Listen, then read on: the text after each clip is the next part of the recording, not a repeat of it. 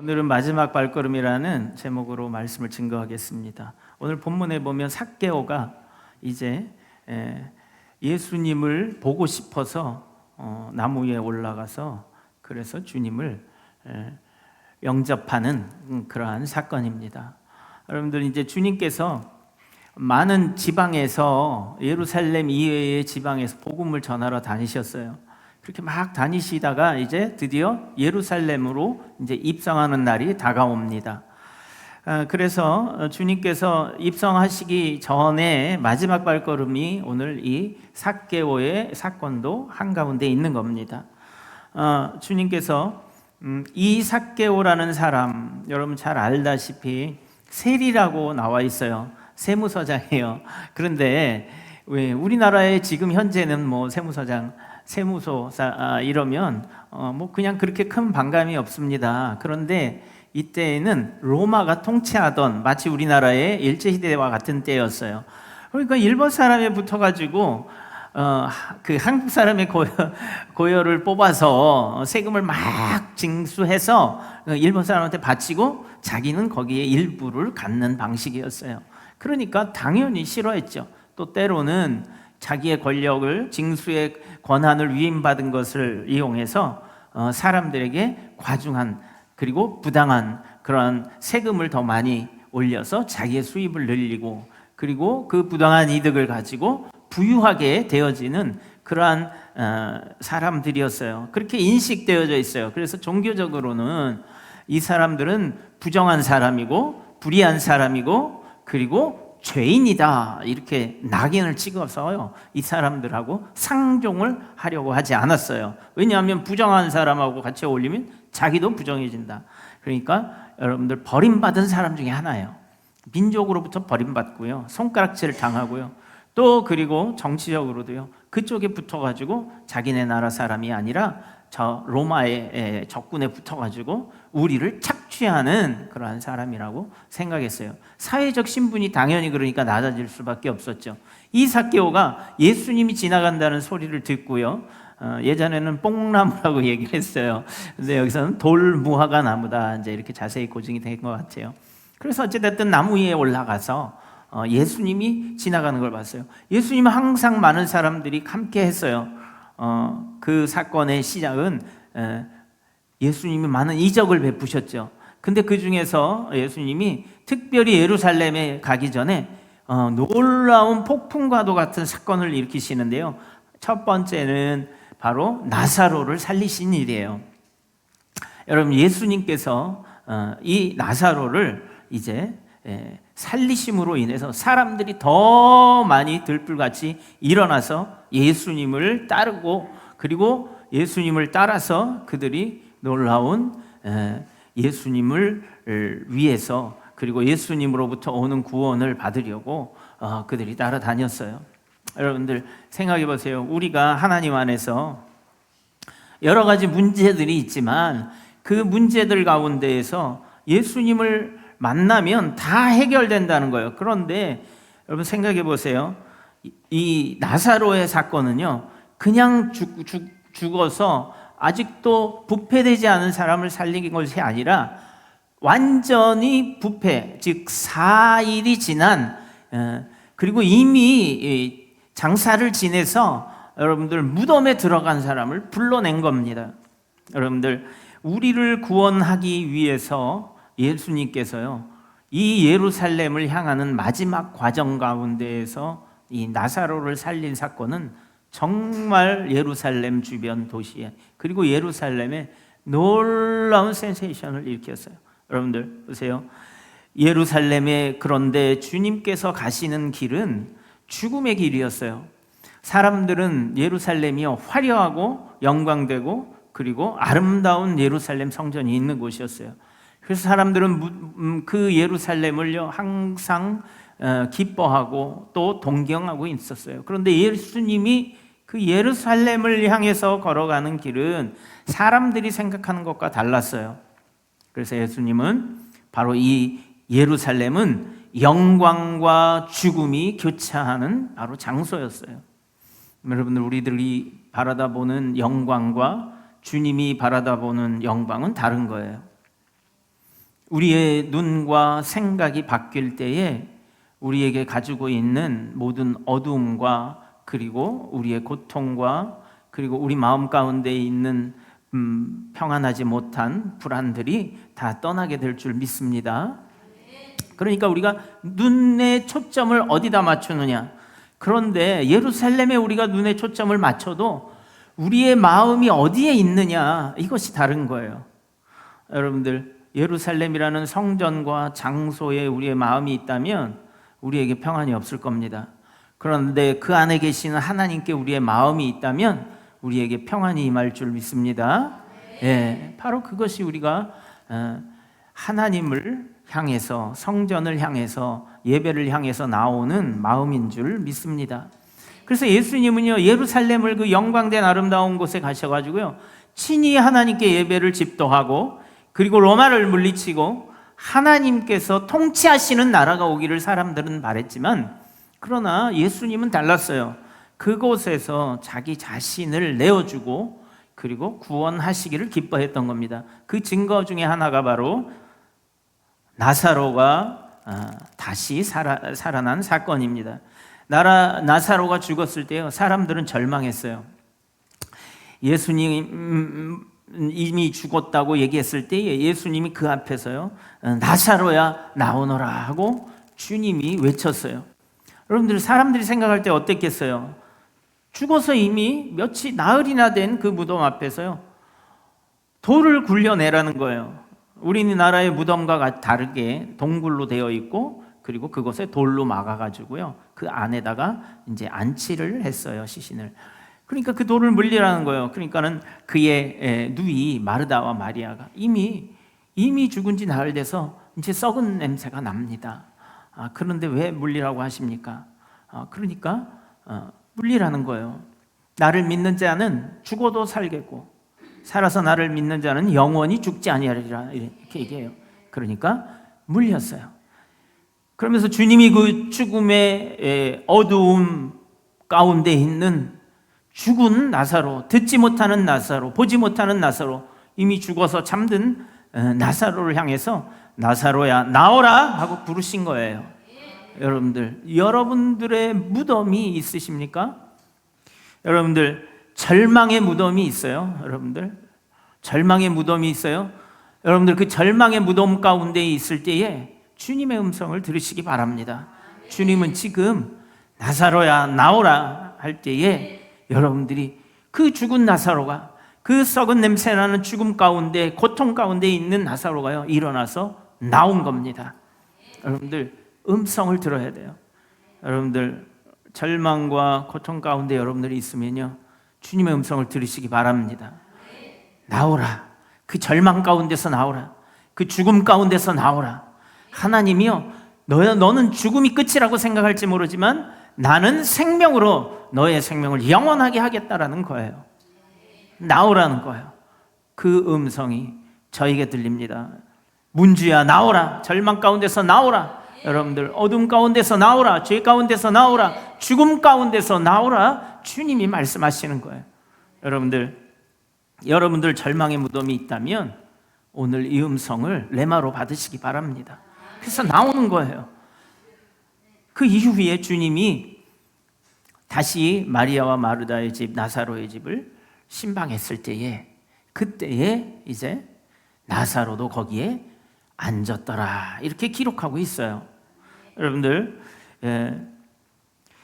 예수님은요, 십자가의 죽으심으로요, 이제 나사로는 다시 무덤으로 갔을지 모르지만 영원한 사슬을 끊어주시기 위해서 그 길을 가면서 그 마지막 발걸음 중에서도, 예루살렘으로 향하기 전에 마지막 발걸음 중에서도 나사로를 살리시고 가셨다는 거예요. 그러니까 여러분들, 죽은 나사로를 만나신 예수님이요, 죽음을 이기는 생명을 선포하신 겁니다. 여러분들, 주님이 그 무덤의 문을 열고 여러분들을 생명으로 초대합니다. 그래서 여러분들은 오늘 초대받은 분들이에요. 그러면 우리가 무엇을 해야 되겠어요? 죽은 나사로도 예수님의 소리를 듣고 나왔는데 우리 살아있는 자는 영원히 죽지 아니하리라 함과 같이 우리가 살아있는 우리는 당연히 예수님의 말씀을 들어야 되겠죠. 듣지 못한 자는 죽은 자보다 더한 거예요. 오늘 여러분들 이 은혜가 풍성히 임하시기를 바랍니다. 그리고 나서 길을 가는 중에 예수님이 많은 사람들이 둘러싸여 있었어요. 그런데 예수님이 한 사람을 부릅니다. 바로 오늘 본문에 있는 이 세리 삭개오를 부른 거예요. 삭개오는요, 키가 작다고 그랬어요. 그러니까 더군다나 사람이 많이 주님 앞에 모였는데 예수의 소문을 이렇게 들었는데, 놀라운 소문을 들었는데 어떠한 사람인가 하고 보려고 나무에 올라갔다라는 거예요. 여러분들, 삭개오는요 소외된 사람이에요. 소위 왕따 중에 왕따요, 배신자요, 탐욕스러운 자요. 사람들이 보면요 그의 돈 때문에 만날 수는 있어도 뒤에서는 다 욕을 하는 그런 사람이었어요. 여러분들이 만약에 그러한 사람이라고 한번 생각해 보세요. 여러분들, 우리 그럴 때 있잖아요. 왜 동네에 부자가 있고 그리고 또 뭐 세상에 권력이 있고 이러지만 그 권력과 부 앞에서는 우리가 그냥 어떻게 고개를 숙이고 들어주고 만나줄지는 모르지만, 그렇지만 뒤에 가면은 존경하는 마음은 없어요. 수군수군하는 거예요. 오늘도 그렇게 수군수군했다고 이야기하고 있어요. 예수님이 삭개오에게 들어가니까 7절에 이렇게 보세요. 시작. 뭇사람이 보고 수군거려 이르되, 이렇게 얘기한 거예요. 뒷담화를 한 거예요. 이르되 저가 죄인의 집에 유하러 들어갔도다 하더라. 아멘. 여러분들도 그럴 거예요. 사람들에게 존경을 받지 못하고 사람들에게 손가락질을 받고 수군거림 받는 사람하고 가까이 사귀면 같이 욕을 얻어먹을 거예요. 그런데 예수님은요 그냥 그 일을 하셨어요. 왜 그러냐 하면 삭개오를 구원할 능력이 있는 분이시기 때문에 그랬어요. 여러분들, 우리는 좀 우리가 생각할 때에 죄가 있고 악하고 또 우리가 볼 때 존경스럽지 못한 사람하고 사귀면 물들잖아요. 내가 영향을 줘서 의로운 길로 인도하는 게 아니라 같이 물들어 버려요. 우울한 사람이 있으면 내가 그 사람을 정말 기쁨 가운데 인도해낼 수 있어야 그리스도인인데, 예수님을 믿는데 따라가가지고 같이 우울해지고요, 또 같이 그 사람이 죄 짓고 또 하나님을 섬기지 않는 일을 보면서 저래도 되나? 그리고서 자기 믿음도 팔아먹는 사람이 있어요. 여러분들, 우리는 하나님의 선한 영향력을 끼치는 사람들이 될 수 있어야 될 줄 믿습니다. 그런데 여러분, 우리가 세상에서 보세요. 잘할 때도 그리고 안 좋은 거는 금방 배워요. 근데 좋은 버릇은요, 노력 그리고 막 내가 고생스럽게 해가도 어느 한순간에 그것을 싹 무너뜨리는 건 순간이에요. 나쁜 쪽으로는 쉽게 빠져요. 여러분들, 우리가 믿음을 지켜도 그렇습니다. 우리가 평생 믿음을 잘 지키다가요, 어떤 하나의 충격이 왔을 때 순식간에 우리 믿음이 무너지는 것처럼 느낄 때가 있어요. 여러분들, 그런데 그것을 잘 지나면 더 견고하게 되는 거예요. 우리 속담에 비 온 다음에 땅이 굳어진다고 했어요. 여러분들, 어려운 일이 올 때요, 그때가 바로 나를 마지막으로 시험하는 그런 시기라고 여러분들 믿으시기 바랍니다. 그래서 여러분들, 그러한 비가 오고 나면 다져지면 땅이 딱딱해요. 그러나 비가 막 올 때는요, 걸을 수가 없어요.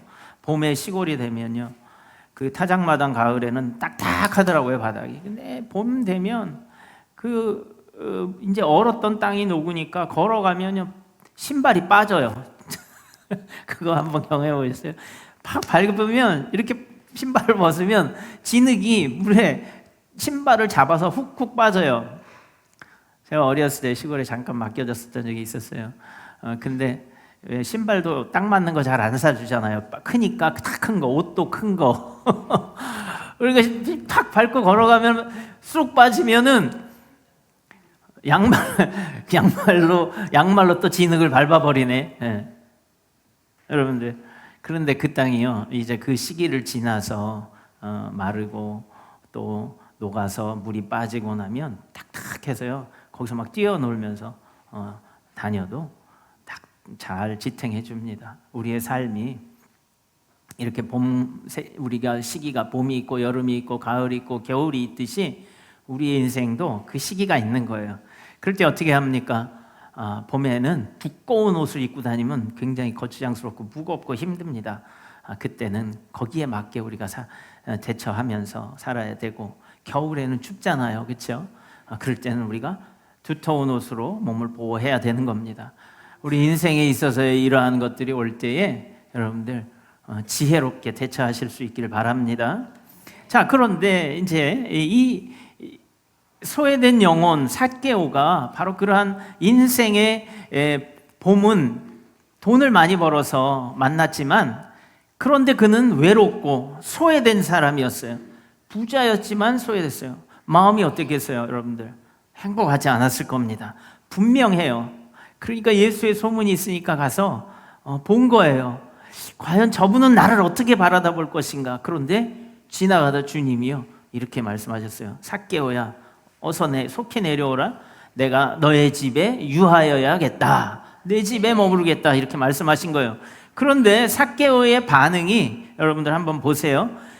처음에는 궁금해서 갔지만, 그런데 자기의 이름을 부른 거예요. 놀랍지 않아요? 그 수많은 사람들 중에서 자기를 부른 거예요, 내 이름을. 여러분들, 그 온 세상에 지금 많은 사람들 가운데서 여러분의 이름을 부른 거예요. 놀랍지 않습니까? 내가 왜 여기 앉아있고 내가 왜 여기서 예배 가운데 있습니까? 하나님 부르신 거예요. 그런데 여러분들, 삭개오는 어떻게 반응했습니까? 6절에 우리 한번 읽어보겠습니다. 시작. 급히 내려와 즐거워하며 영접하거늘. 아멘. 바로 여기에 있어요. 그 나무에서 급히 내려왔다고 그래서 예수님께서 속히 내려오라고 그랬거든요. 그러니까 속히 내려왔어요. 아주 급히 내려와서 즐거워하며 영접했다, 이런 겁니다. 여러분들, 하나님 앞에 나오는 것, 우리가 주님 앞에 예배드리는 것, 주님의 부르심이에요. 여러분들, 기왕 우리가 믿음을 가질 거 속히 믿음을 가지고, 그리고 그 부르심에 네 하고 내려와서, 그리고 어떻게 해야 돼요? 즐거워하며 주님의 말씀과 그리고 주님의 그 향기로운 구원의 은혜를 받아야 될 줄 믿습니다. 세상에 여러분들, 우리가 살아나갈 때 지금 현대는요, 자본주의잖아요. 이게 민주주의라는 말도 사실 성경적이지는 못하지만, 그래도 하나님을 부인하는 공산주의보다는 차선이잖아요, 그렇죠? 민주주의가 낫고, 그 기반은 또 자본주의잖아요. 이 자본주의라는 건 돈을 얘기하잖아요.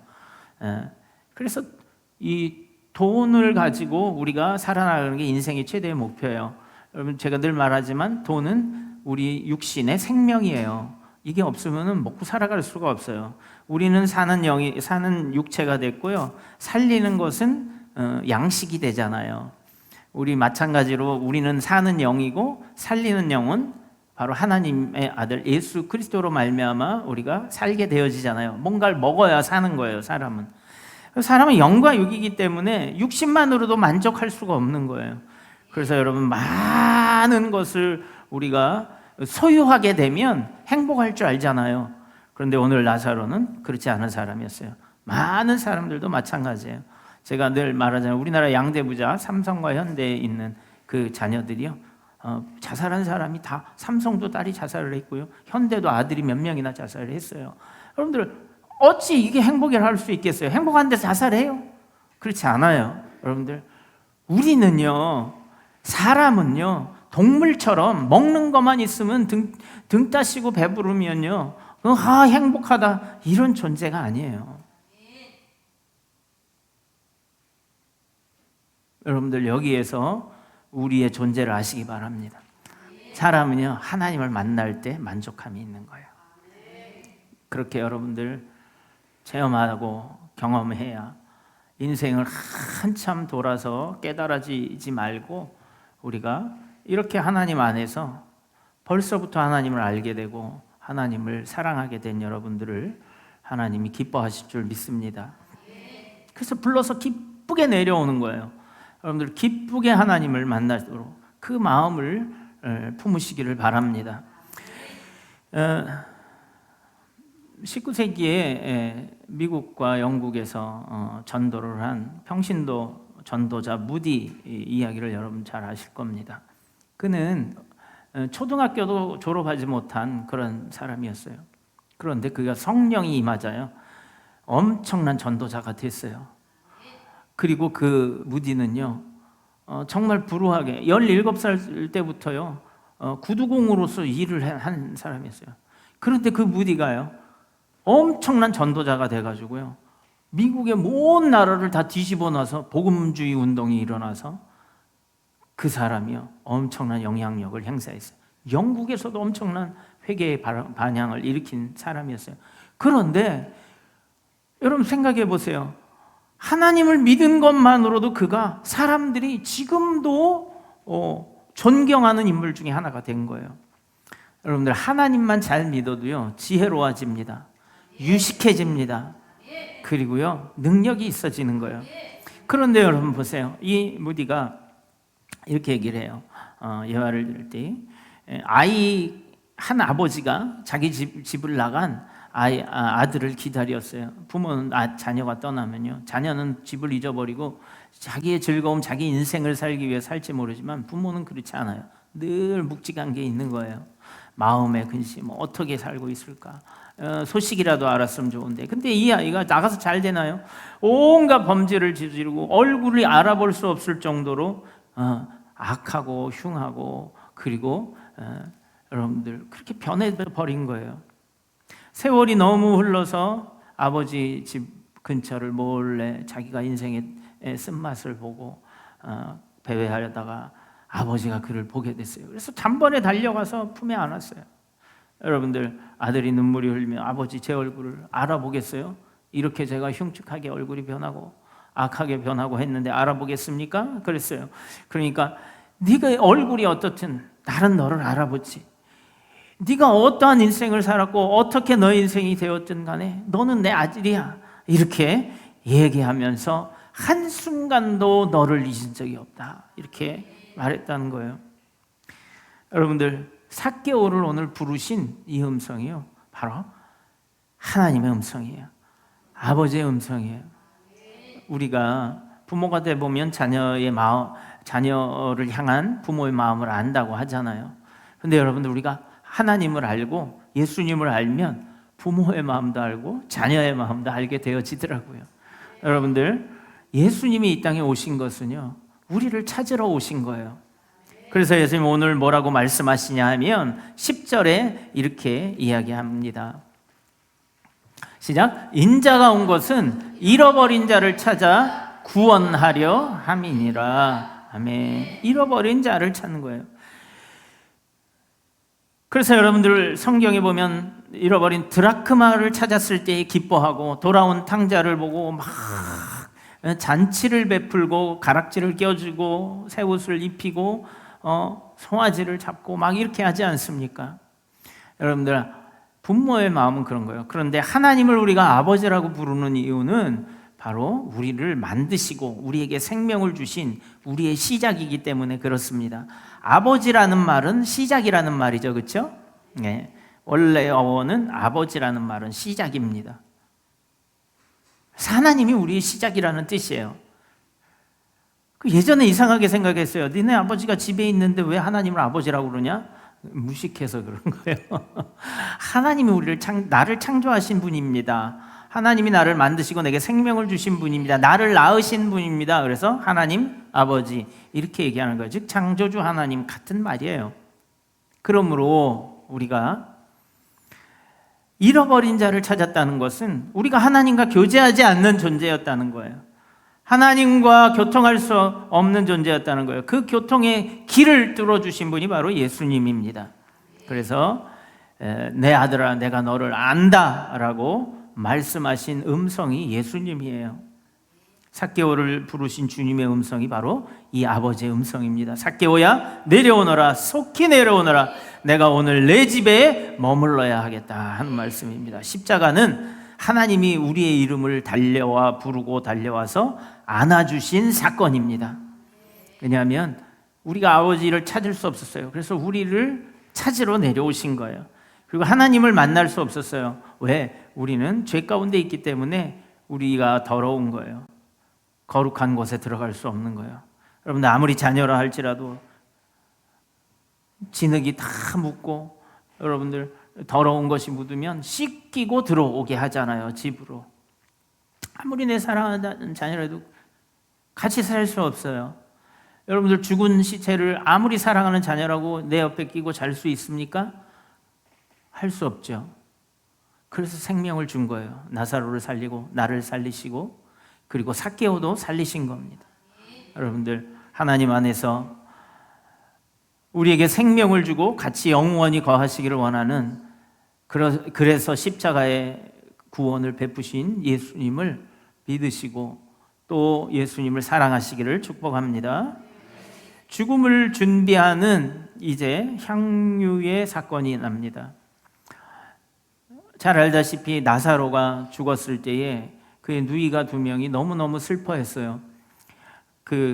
자기 오라비가 병이 들었는데 예수님이 이틀 뒤에 오셔서 그리고 죽은 뒤에 살리셨어요. 그래서 이제 마리아와 마르다가 예수님이 오셨을 때에 마리아가 예수님의 머리에 순전한 나드, 섞이지 않은 향을 머리에 붓고 머리칼로 씻으며 눈물로 주님 앞에 행하는 그 옥합을 깨는 사건이 나옵니다. 여러분들 잘 아시겠지만 이 옥합은요, 나드 한 근이라고 하면 지금으로 보면 우리가 파인트라고 하는 한 500ml의 아래 위에 정도 됩니다. 그런데 이게 얼마나 비싸냐면요, 1년치 연봉에 해당하는 거예요. 그러니까 이게 히말라야 산맥 쪽에서 나는 그러한 향유예요. 근데 그것이요 너무너무 비싼 거예요. 1년 연봉이면 여러분들 연봉이 3천, 우리나라 평균이 3천이다 4천이다 이러면 그 정도 가는 거예요. 그만큼의 그걸 다 붓고 시킨 거예요. 그러니까 제자들이 놀란 거예요. 저렇게 비싼 걸, 저렇게 값어치는 거를 저렇게 그냥 부어가지고 허비를 한다고 조금씩 찍어 바르는 것도 아니고 그런 거였어요. 여러분들, 이 마리아는 예수님 품에 늘, 그리고 예수님하고 같이 있으면서 그 말씀 듣기를 기뻐하고요, 그리고 급기야는 자기 오라비가 죽은 것을 살리는 사건을 본 거예요. 여러분, 지금도 기적이 일어나고 있잖아요. 그렇죠? 우리 교회에서도 많이 일어나잖아요. 믿음을 갖는데 나의 병이 낫고, 믿음으로 내가 기도하고 나의 문제가 해결되고 있는 그러한 일들이 많이 일어나잖아요. 그런데 여러분들, 그때의 지금도 그렇고 예전도 그렇지만요, 여러분들 눈앞에서 기적이 일어나면 그걸 믿을 것 같잖아요. 근데 그렇지 않아요. 어떤 사람은 두려워하고 어떤 사람은 믿고 기뻐하는 사람이 있어요.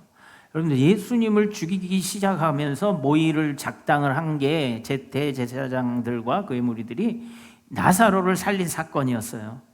왜냐하면 나사로를 살리면 여러분, 우리는 그리스도구나, 저분이 하나님이시구나, 죽은 사람을 살리는 법이 없잖아요.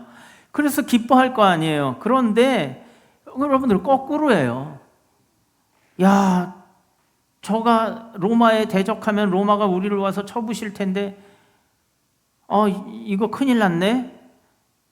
그러니까 예수가 반란을 일으키기 전에 우리는 저를 죽여야 되겠구나. 그래서 성경에 뭐라고 기록하냐면 그때부터 예수를 죽이기로 논의를 하니라. 그래서 대제사장 가야바가 이렇게 얘기합니다. 한 사람이 죽어서 많은 민족을 구원하면 그 또한 하나님의 뜻 아니냐, 이러면서 악한 생각을 아주 자랑스럽게 아주 좋은 의로운 말로 이야기를 합니다.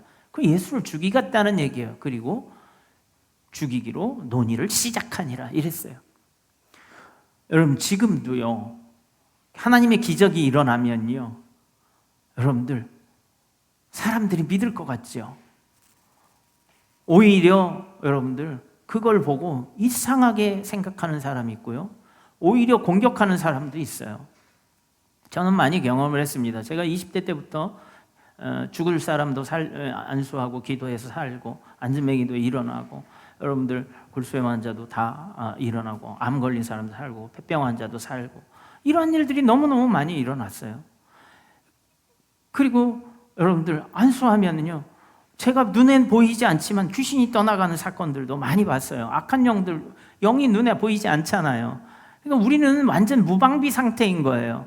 우리에게 생각으로 공격해오고, 우리의 눈에 보이지 않으니까 우리는 내 생각이 그런 건 줄 알고, 그런 일들이 많이 일어났어요. 그런데 여러분들 그거를 보고 오히려 이상하게 봐서요, 제가 신학부 다닐 때는요, 이단이라는 소리도 들었어요. 왜냐하면 자기들하고 안 나타나니까. 그래서 한때는 저희 선배가 찾아와서 그러더라고요. 야, 너 조심해. 그래서 왜요? 그러니까 야, 너 이상하게 본다고 그러더라. 여러분들 예수님도 마찬가지였어요. 여러분 신령한 이적이 나타나는 것을 보고 질투하는 사람들도 있고요. 근데 그 중에서 믿음을 가지고요, 정말 하나님이 살아계시구나 이래서 확신을 갖는 사람들도 있어요. 여러분들 우리가 이 예수님이 이제 마리아는 알았어요. 마리아는 마르다가 음식을 하러 가서 예수님 섬기려고 할 때 예수님 옆에서 말씀만 듣고 있던 그런 우리 자매였어요. 그러니 여러분들 예수님이 돌아가실 걸 아는 거예요. 그래서 예수님이 뭐라고 하냐면, 제자들이 막 그 비싼 것을 왜 낭비하느냐, 그걸 팔아가지고 가난한 사람을 나눠주지 그러는데 예수님이 가만 놔둬라, 그가 내 장례를 미리 준비했다 하는 겁니다. 그리고 여러분들 옥합을 깨트리면 그 안에 향유가 얼마나 진동을 했겠어요. 뭐 몇 년을 발라도 되는 거를 그냥 한 번에 깼으니까. 그런데 여러분들 장례가 어떻게 됩니까? 이렇게 우리가 시각을 바꿔보세요. 예수님의 옥체를, 예전에는 왕의 몸을 옥체라고 했잖아요. 마리아는 옥합을 깼어요. 자기에게 가장 귀한 보물이에요. 자기가 결혼하게 되면 가져갈 가장 귀한 살림 미천이 이거였어요. 그래서 준비하고 모으는 거예요. 그런데 그거를 예수님께 깼어요. 예수님이 십자가에 돌아가실 것을 알고요, 예수님의 마지막 발걸음이에요. 내가 이제 마지막으로 주님께 할 수 있는 최선의 섬김이 이거라고 했어요. 그 이후에 여러분들 예수님의 몸에 향품을 바른 사람은 아무도 없었어요. 부활하실 때도 향유를 들고 향품을 들고 갔지만 예수님께 바를 수 없었어요. 장례를 준비한 사람은 오직 이 마리아뿐이었어요. 그래서 옥합을 깬 거예요. 자기에게 가장 귀한 것을 깬 거예요. 주님의 구원하심에 여러분들 받아들인 겁니다. 삭개오도 자기가 주님을 받아들이자요, 자기가 살던 삶을 바꿔버렸어요. 내가 내 재산의 절반을 가난한 사람들에게 베풀겠습니다 하면서 자기가 가지고 있던 그동안 살아왔던 모든 삶을 포기했어요. 그리고 내가 착취해서 거짓말해서 남의 것을 세금을 더 부과하고 그래서 뺏은 것이 있다면 앞으로 내가 4배를 보상하겠습니다 하고 그의 삶이 바뀌어버렸어요. 여러분들, 사람들은 다 손가락질하고 욕하는 존재였지만 예수님께서는요, 너도 아브라함의, 그리고 예수님의 십자가를 깨달은 사람은 그 생각과 행동과 가치관이 변하는 거예요. 그래서 예수님이요, 예수님 옥체라고 그랬잖아요. 자기 자신의 육신을 깨트려서 예수 그리스도의 구원의 향기가 온 세상에 퍼지는 것을 보여주신 겁니다. 여러분들, 우리가 살 수 있다라는 지식이 온 것은요, 바로 예수님으로 통해서 온 겁니다. 우리는 다 죽는 줄만 알고 있어요. 이게 세상의 지식이에요. 우리의 지식이에요. 그러나 살 수 있는 길이 있다. 여러분, 그러면 살아야 되잖아요. 그렇죠? 믿으면 되는 거잖아요. 그렇죠? 내가 십자가에 달려야 되는 일도 없어요. 예수님이 달리셨기 때문에. 우리의 인생은 짧아요. 그렇죠? 짧아요. 제가 우리 윤호만 했을 때 생각해 보면 시간이 안 가. 빨리 어른이 되고 싶은데 맨날 엄마가 이래라 저래라 막 이거 선생님 막 숙제 가고 혼나. 어른 되면 얼마나 편해. 돈도 막 쓰고 자기 맘대로 시간 갖고 학교 안 가도 되고 공부 안 해도 되고 얼마나 좋아요. 그래서 어른이 되고 싶은데 시간이 너무 안 가는 거야. 환장하겠어. 미치겠어. 언제 어른이 돼? 그런데 어른 되고 나니까 이건 내가 내 인생을 다 책임져야 돼. 응?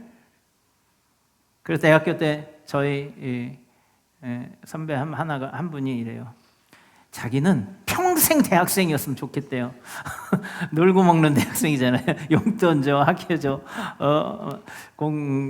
우리나라 대학은 열심히 공부 안 하잖아요. 미국은 코피 터지게 공부하거든요. 그래서 미국 학생들도요, 대학 학부는 공부해서 졸업하기가 4년에 졸업하기가 쉽지가 않아요.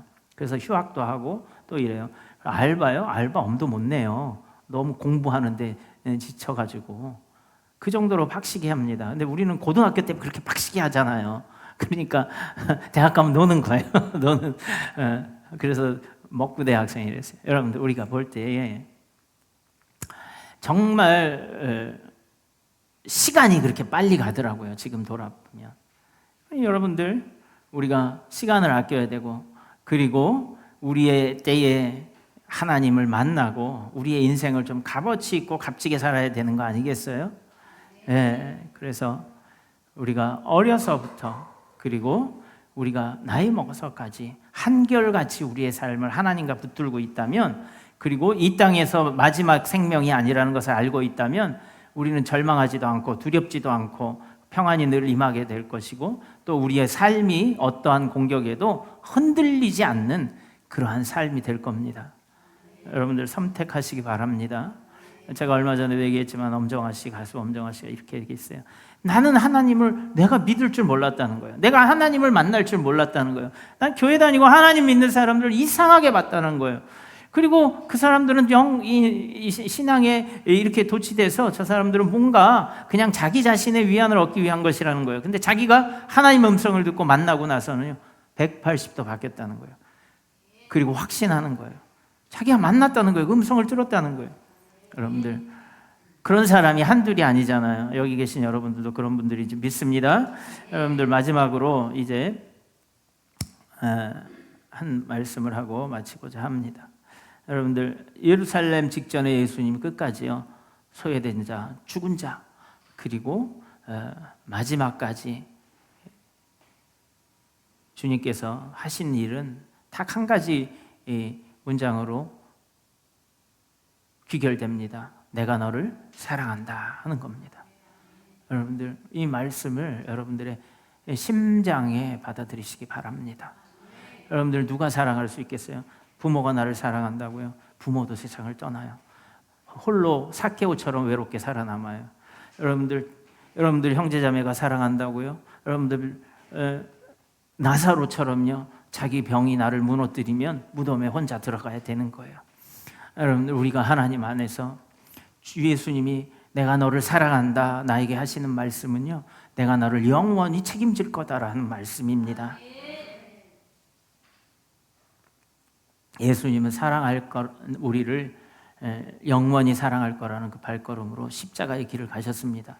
이제 다음 주간에 종려주일이고 그리고 고난주간이 시작됩니다. 여러분들 나를 위해서 죽어줄 사람이 누가 있겠어요? 나를 위해서 영원히 책임져 주실 이 땅의 사람이 뭐가 있고 또 이 땅의 재물이 나를 영원히 책임져 주겠습니까? 이 땅의 지식이 책임져 주겠습니까? 하나님께 예수님께 의지하면요 평생을 그리고 영원히 우리를 책임져 주시는 겁니다.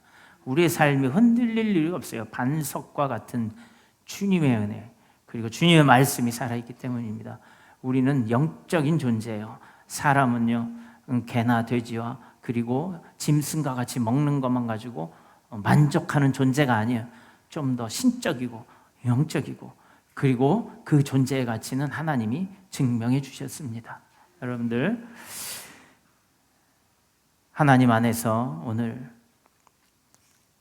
옥합을 깨뜨린 여인과 같이 여러분들의 자아를 깨뜨리시고 주님께 그 몸을 깨뜨리신 그 사랑을 받아들이시는 그 여러분들 영혼 가운데로 저벅저벅 걸어 들어오시는 예수님을 환영하고 즐거워하고 기뻐하시기를 축복합니다.